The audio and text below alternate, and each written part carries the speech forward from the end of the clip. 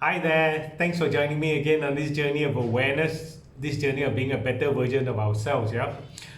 Well, there's an ongoing debate that I've heard over and over again, and you could have heard about this debate as well.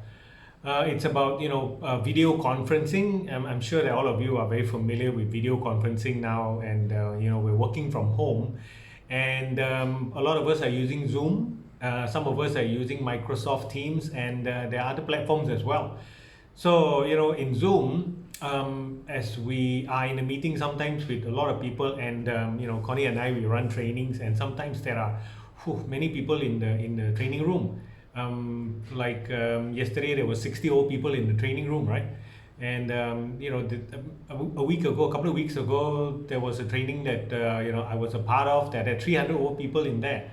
So as we look at the Zoom trainings that we have, and I actually want to focus more on the meetings that we have online, meetings that we have.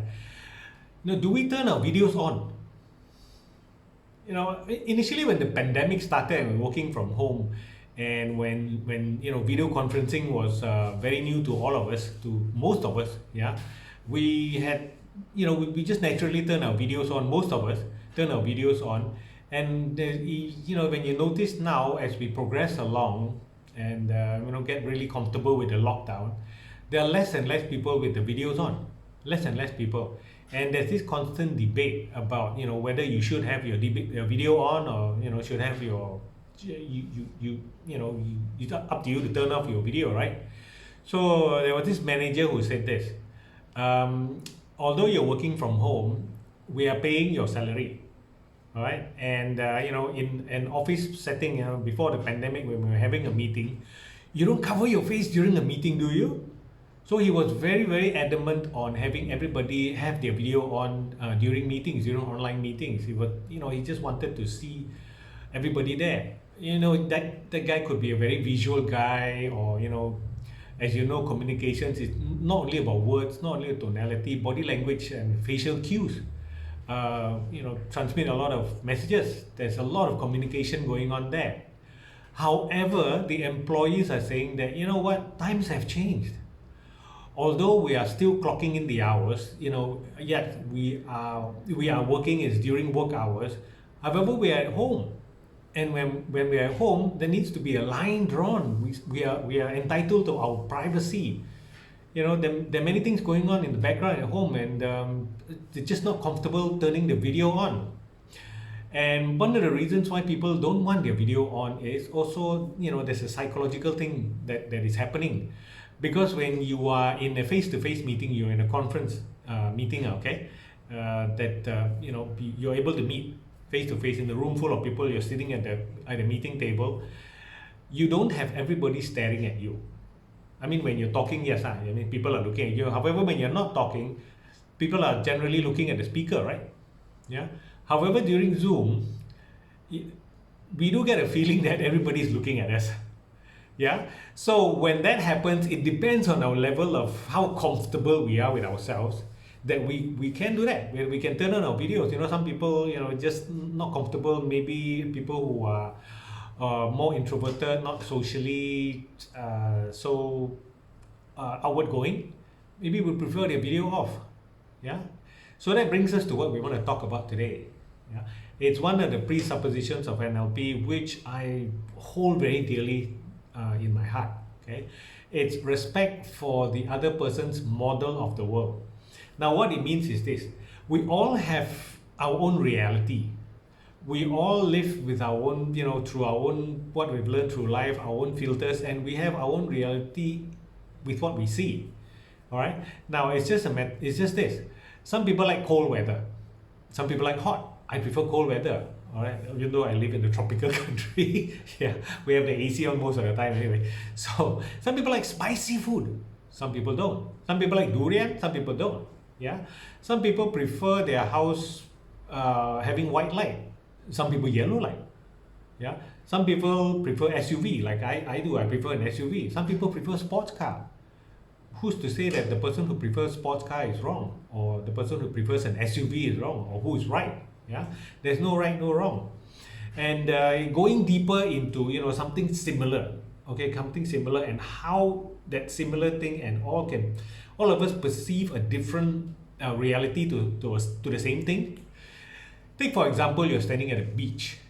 Yeah, a beach. Oh man, I want to go to a beach. Even though I like cold weather, I just want to go to a beach, right? You know what I mean, right? You want to go to a beach right now.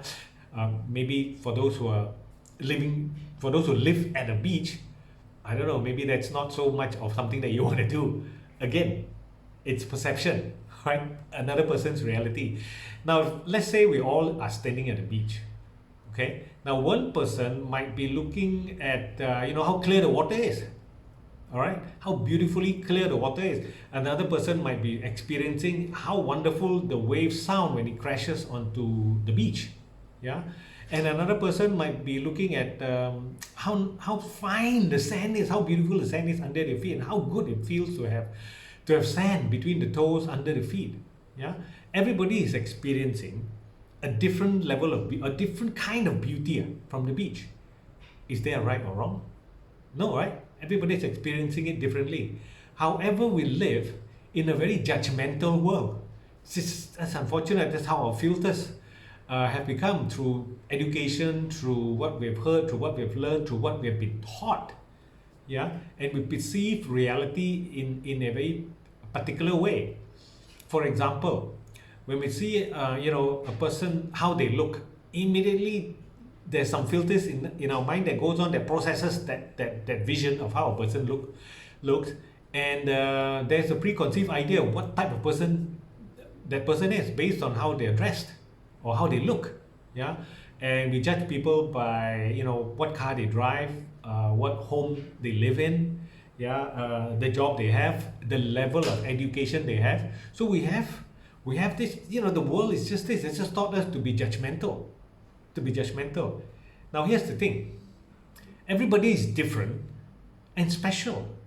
Everybody is beautiful in their own way. Everybody is fantastic in their own way. Now, if everybody in the world is Elon Musk, you all know Elon Musk, right? I love to use Elon Musk as an example because he's very inspirational and motivational. Now, if everybody is Elon Musk, who is going to be the chef? Or who's going to be the cook?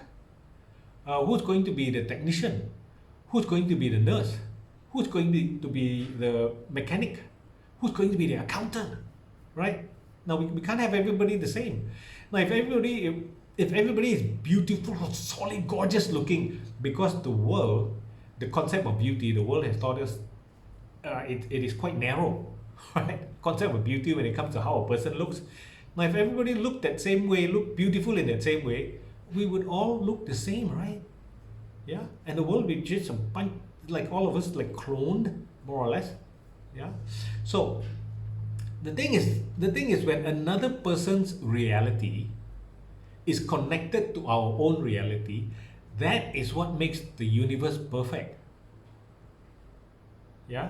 So there's really no right or wrong when it comes to the perception of reality that every one of us have. Yeah.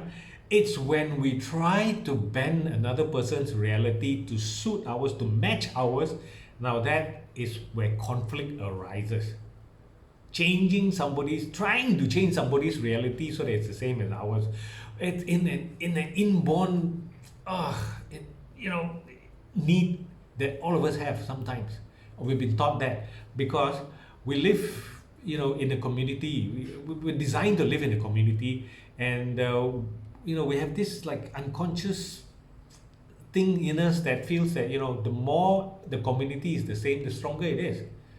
However, that's just not a real, that's not the truth. The truth is we all work together in our own way to form a strong community.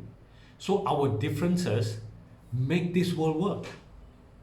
It's when we try to change. You think about all the conflict in the world, all the conflict that's going on. What is actually happening? It's how one community is trying to, or one person, or group is trying to change the perceived reality of another group, changing something else, changing other reality. All right. So all we need to do is understand that we need to respect for the other person's model of the world and not change any reality of any other person, and just accept. And you know what? we can actually learn from the other person's reality, the beauty of it. Okay, just take the beach example. Yeah, so I might be looking at how the water is so clear and all that stuff, and may not have noticed how nice the sand is, or how melodious the sound of the waves crashing onto the shore is, right? So when I learned that from somebody else, that the sand feels great, and my reality has increased. The beauty of the beach for myself, the reality of how beautiful the beach is, has increased. Not only is the water clear for me, the sand is beautiful as well. And then I learned that the sound of the wave also sounds so melodious, and my reality suddenly goes up. The beauty of the beach suddenly goes up. My reality changes in a positive way. Yeah. So respect for the other person's reality of the world, guys. Yeah. All right. Understand, and you know what? We're all different. We're all beautifully different. Thanks for joining me on this journey, a better version of ourselves. Take care. I'll catch you in the next video. Bye, guys.